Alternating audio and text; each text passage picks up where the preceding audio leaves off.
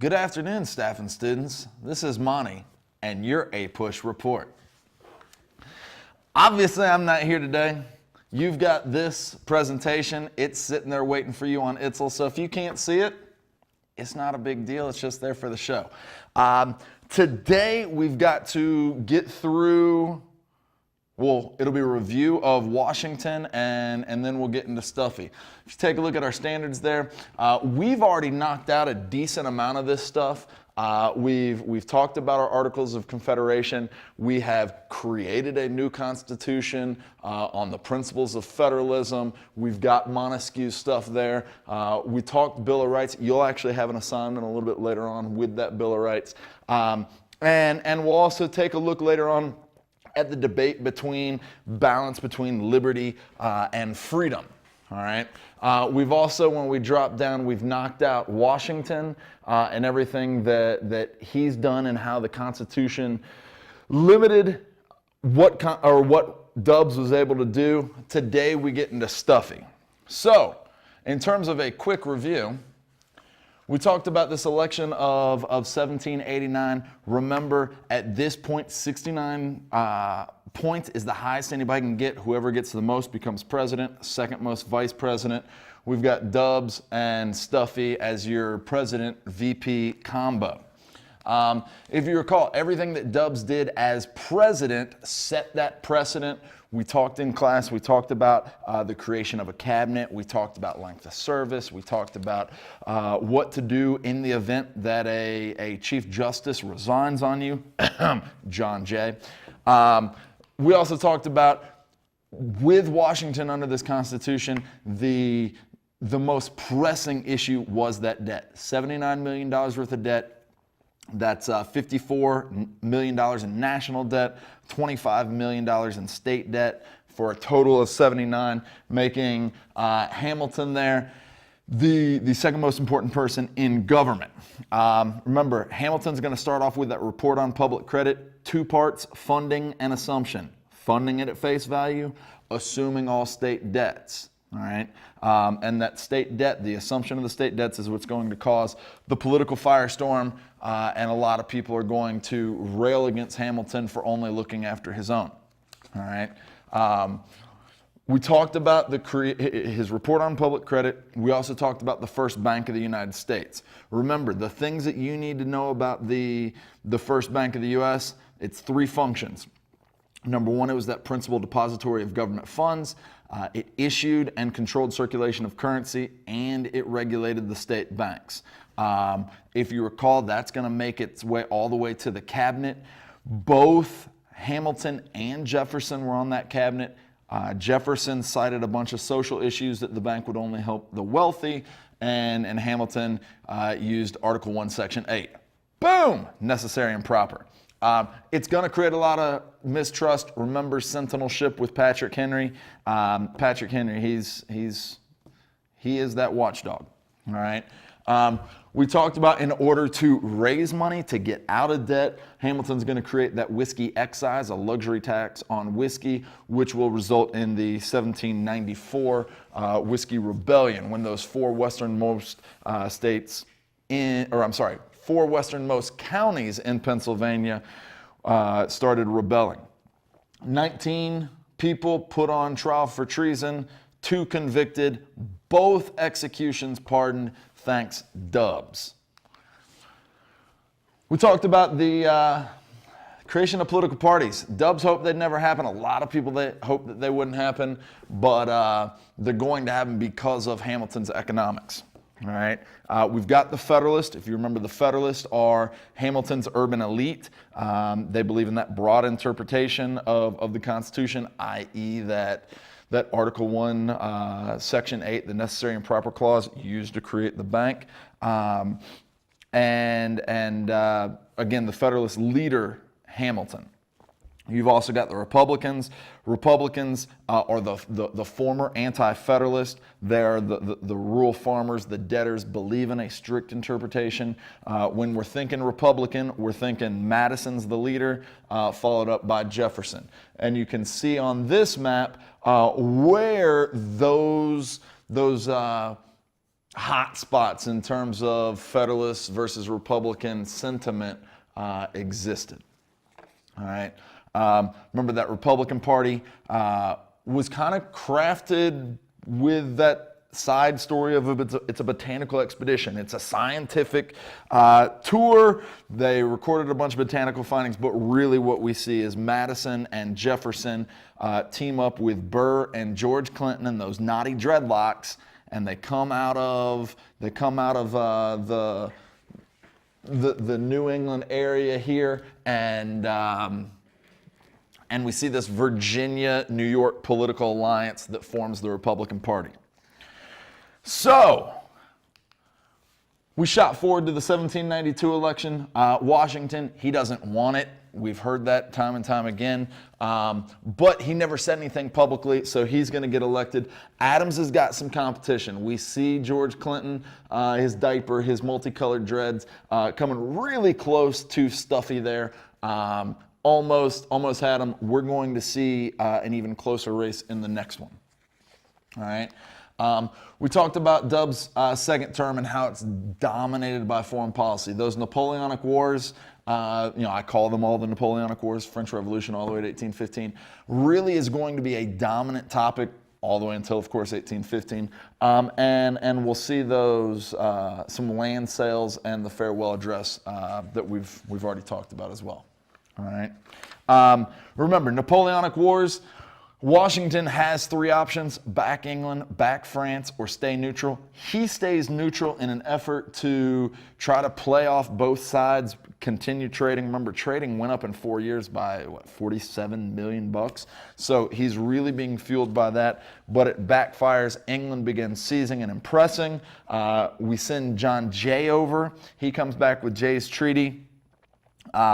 Three major things out of Jay's treaty. We compensate the ship owners for their losses. The U.S. can trade with India, and England has to evacuate that Northwest Territory, i.e. that Ohio River Valley. They've got to get out of there by 76. If you guys recall, Washington says, I'm done. He's spent the past 4 years really crafting and fine-tuning his farewell address. Comes out with those three big heavy hitter things. Wants unity at home, no political parties. They're meant to divide. Independence from outside ties, says if we get caught up in European affairs, it's going to drag us into a world war. And that last thing, remember, he warned us against geographical distinction, but who wants to listen to the first president? Let's get into the new stuff today. Election of 1796. Dubs, he put that farewell address out. Remember, it was September 76. He comes out and says, yep, I'm not doing it, publishing it in newspapers across the country, and it's time to move. Let's back up a minute. Pinckney's Treaty. One last thing that we didn't talk about. Pinckney. Pinckney's a big dog in the South. If you go to South Carolina, especially the Charleston area, you'll see a lot of things with Pinckney's name. He's a South Carolina dude. As we can see here, Pinckney's Treaty is going to give us navigation rights to the Mississippi. That's a big deal because remember, our western border was the Mississippi, but it didn't necessarily give us navigation rights to the Mississippi. We now have that. We also can use New Orleans as our own port. Okay, that's a big deal. We're not having to pay to use that port. We can use it as if it is our own.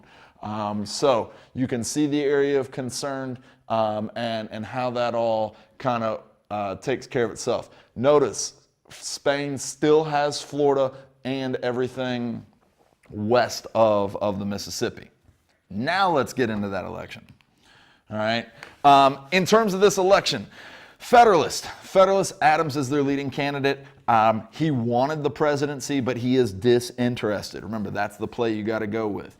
Hamilton's also in the mix. He's the leader of the Federalist Party, but really his eligibility is in question. He spends way too much time politicking. And then, of course, you got Thomas Pinckney. He is popular because of that. He's going to be wildly popular in the South and the West. Okay?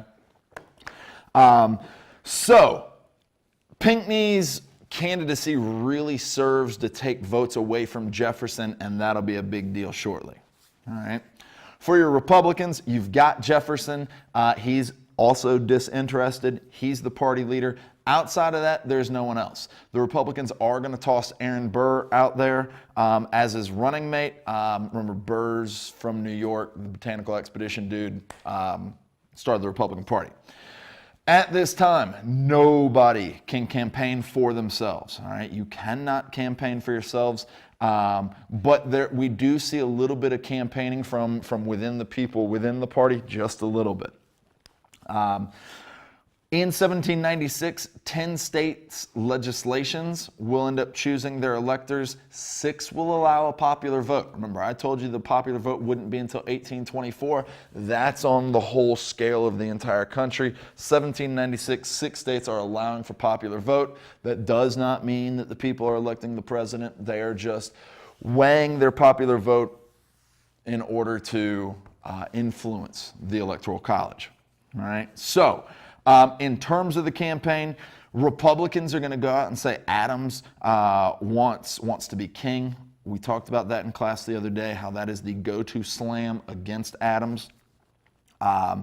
Jefferson is going to be criticized for his French ties. You know, he's French-leaning. He really enjoyed the French, but now the French are, well, losing their heads. So he's going to get criticized for that.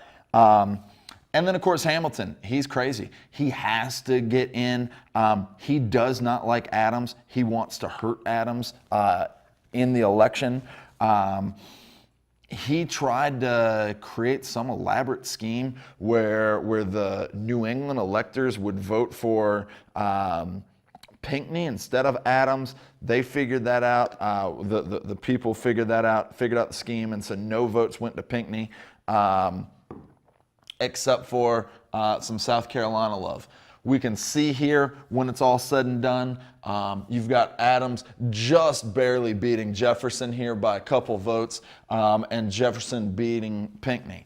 This election really is a big deal in terms of early politics because Adams is a Federalist, Jefferson is a Republican.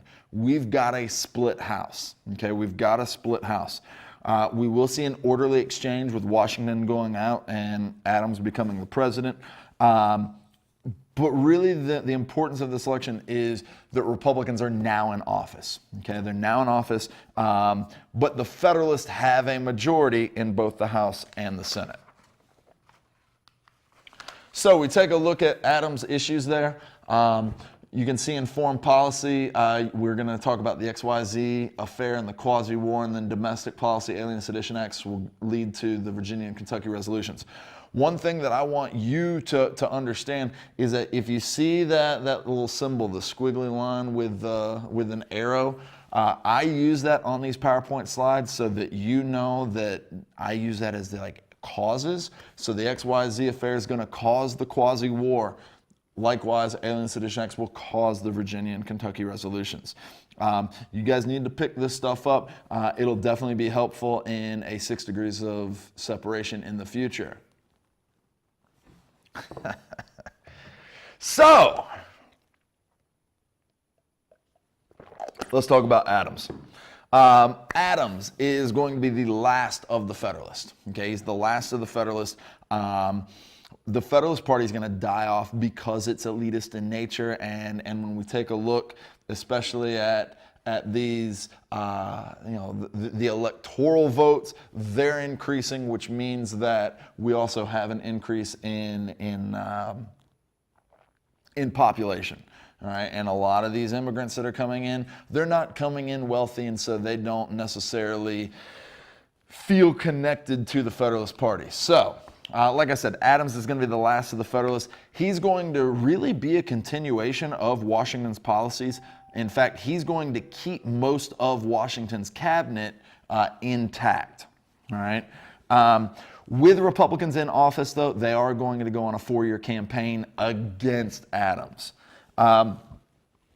Just like his predecessor, Dubs, Stuffy here is going to have to deal with those Napoleonic Wars. All right.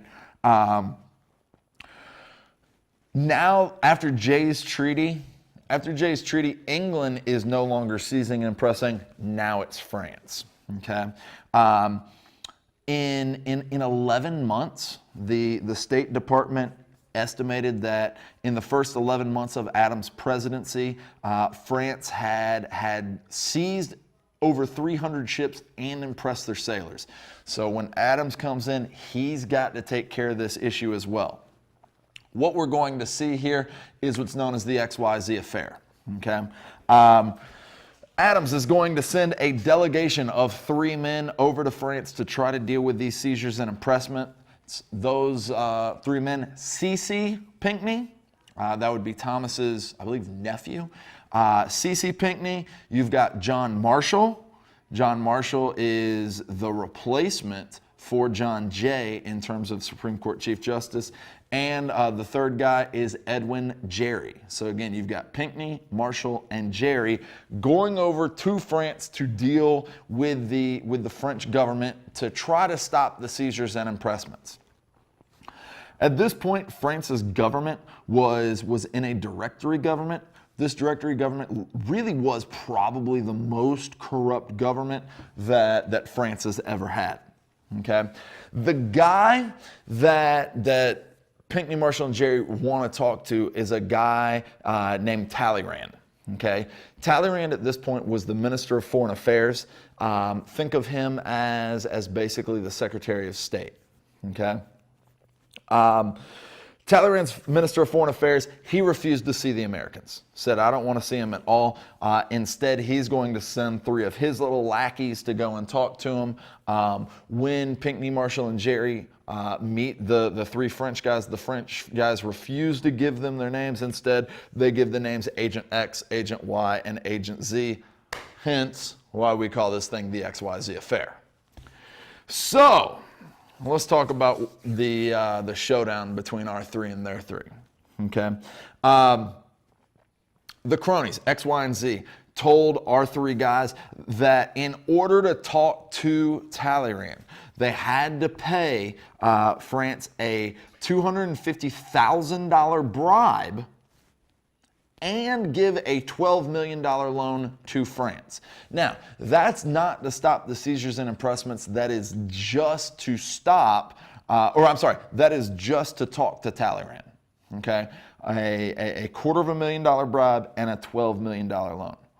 2 out of the 3 of our guys immediately got up and left. The last one hung around for a night, enjoyed some crepes and some French cuisine, and then the next day he's gone too. When Pinckney, Marshall, and Gerry arrive back in the U.S., Adams is all kinds of fired up. He is all kinds of fired up. He is going to start hinting that he wants to prepare for war. Because he's so fired up, the House wants to see the documents from the negotiations.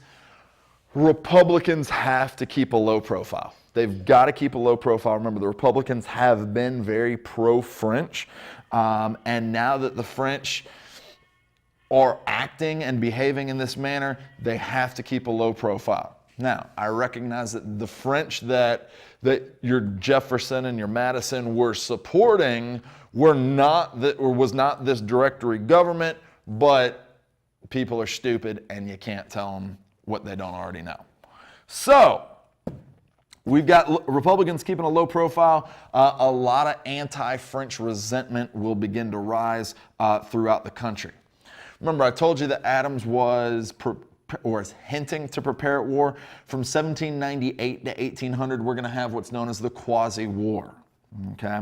He's preparing for the Quasi-War. During this Quasi-War, Congress will create the Department of the Navy, so that will be a real thing, and we'll be constructing a lot of naval vessels. All right? At this time, we're also going to see the size of the Army increase dramatically. What Adams is going to do is he is going to come out and say that the U.S. ships, trade ships, can defend themselves in open waters. Okay?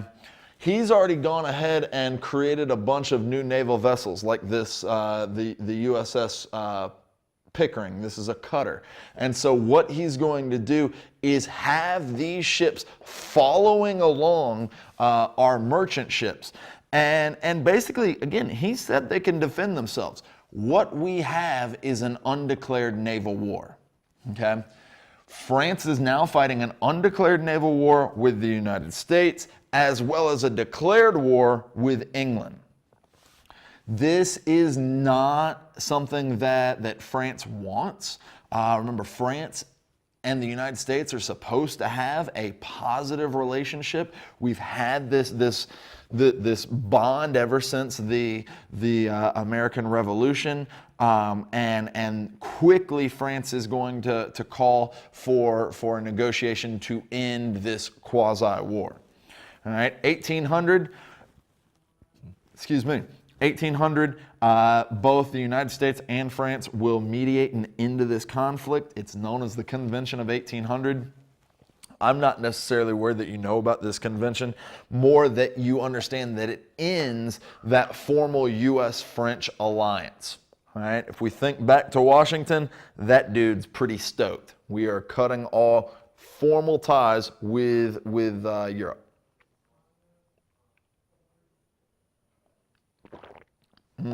Warm school water. Delicious. So, we've got the Quasi-War taken care of, and the end to our problems, so we speak. I want you guys to take a moment to read through this. This is an excerpt from the Sedition Acts. So go ahead, take a moment to read through this on your own. If you will pause the video, substitute, and so the kids can really key in on this. Again, if you can't see this very well, pick it up on Itzel.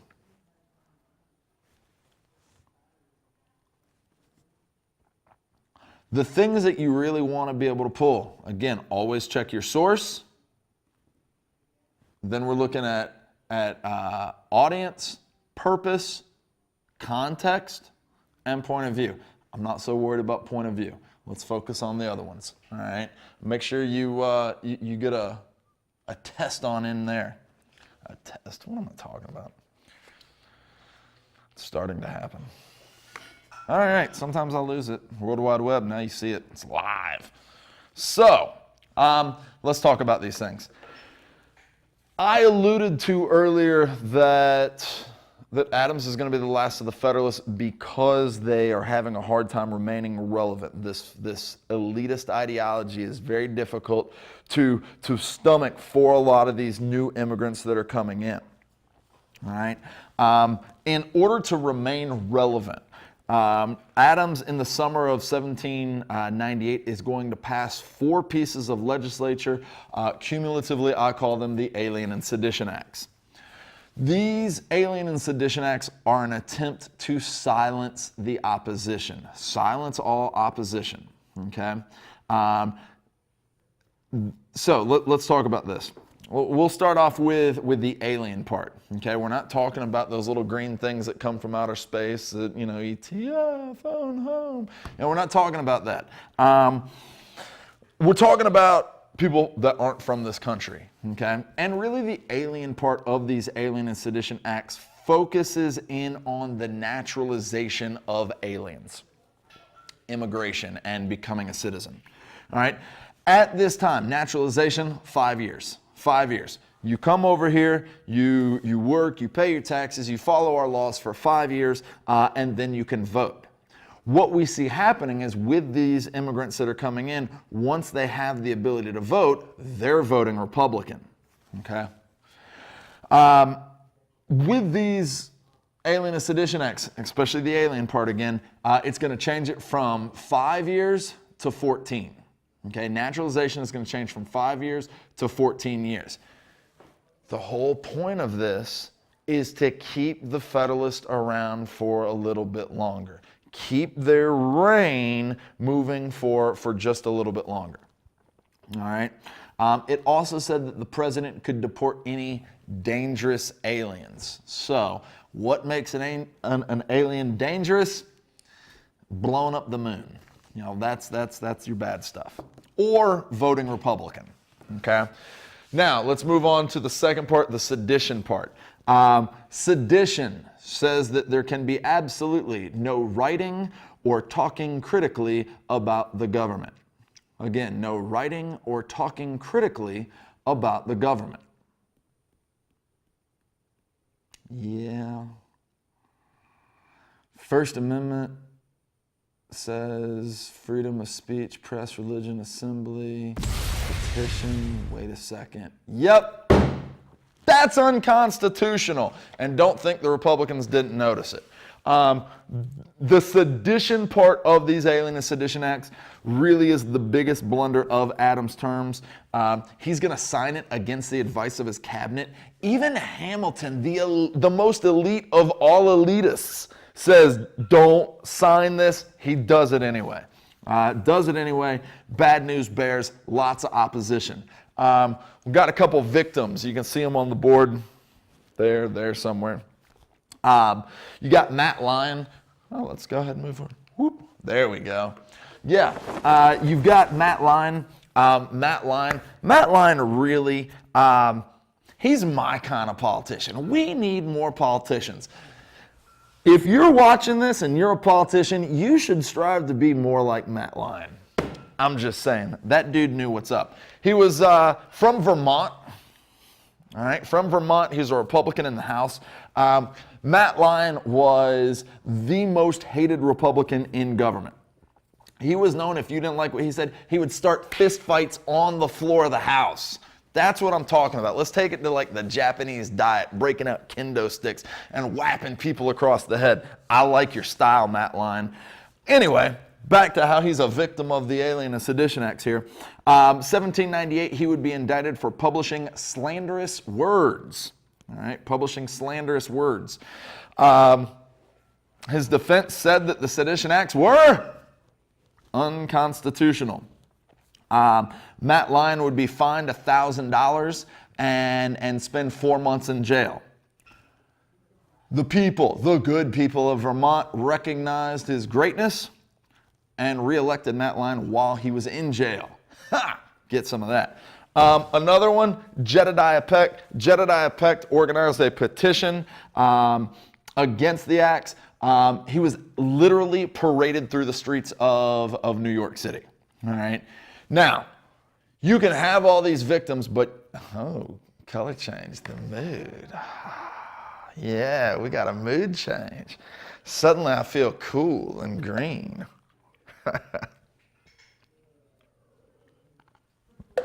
Don't worry, if you're watching this on the World Wide Web, my students are used to being weird, so yeah.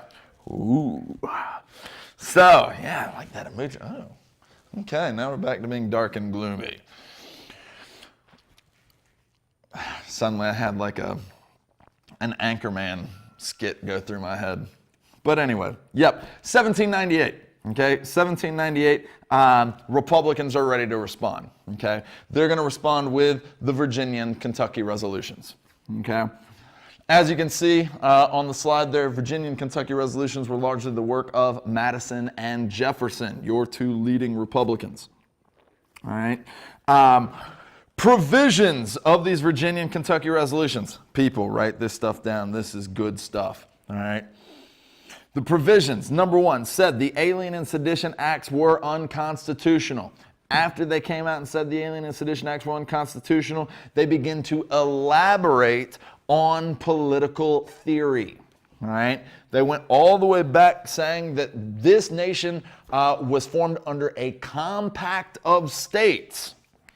And if a government, a federal government, becomes too strong and overbearing on these states, the states, because it's a compact of states, have the right to nullify federal law. That's what they said. Said that, so they're bringing up these ideas of nullification, the fact that if states don't like a law, they can just discard of it. All right. Then it gets real deep. Then they go in and say that the union, this new union that we have created, is not a legal obligation. These states came together on their own free will. And so they begin to hint. They don't come out and say the word, but they hint at secession. All right. Think about that. You know, we oftentimes think nullification and secession later on into the 1830s and 40s and, of course, the Civil War and all that. But the initial seeds, the seeds for nullification and secession were planted by none other than T.J. Terr and James Madison, your daddy of the Constitution. Now, if you're asking me, do I think that they knew that these ideas that are being included in the Virginia and Kentucky resolutions would lead to a civil war? I don't think so. But if you're looking for foundations, you got to start here. So, at this point, Adams knows he's gone. Okay, he knows he's worldly screwed up. Remember, I told you guys in class the other day, if you are elected president of these great states of the United States, you are going to get reelected as long as you don't anger the people. Adams has angered some people, and he knows what he's done is unconstitutional. He theorizes that Jefferson would be the next president, seeming how it's almost like vice president becomes president every single time. And so he doesn't want to leave Jefferson or the Republicans with much power, and that's when we get the midnight judges. Okay, midnight judges, if we could go to black. Yeah, kind of feel like a much smaller Mike Mao. Oh, hey there. Nobody knows who that is. Stop talking. Yep. So these midnight judges, let's talk about them. Follow me here. In 1800, Congress passes the Judiciary Act of 1801. I know that doesn't make sense. Just write it down. 1800, Congress passes the Judiciary Act of 1801. Made a lot of new courts in the federal system. Remember, who gets to appoint justices in the federal system? Boom, the president, you're right. All right. Adams gets to appoint all these justices. Shocking, all of them are going to be Federalist judges. John Marshall, like I said earlier, Marshall, we saw him. He was at the XYZ affair. He is going to be the Chief Justice of the Supreme Court. This is intended to keep the Federalists in power. Now, if you keep reading, you will see how the Judiciary Act of 1802 and 1801 kind of negates all that stuff, but we'll get into that in the next unit. This stuff's live and in Technicolor. I hope that you will like, comment, and subscribe. Make me a YouTube sensation. You can get a little bit more of this. That's about all I've got. If you need to go back and rewatch this, do your thing. I think that this should be good, though. You guys will be celebrating your knowledge next week on the block day. So make sure you're studying. I'll shoot out something through Remind, letting you know if I'm available to do some type of online study session, whatever. I'll send details, put it on Itzel. Life will be groovy. That's all I got. Deuces.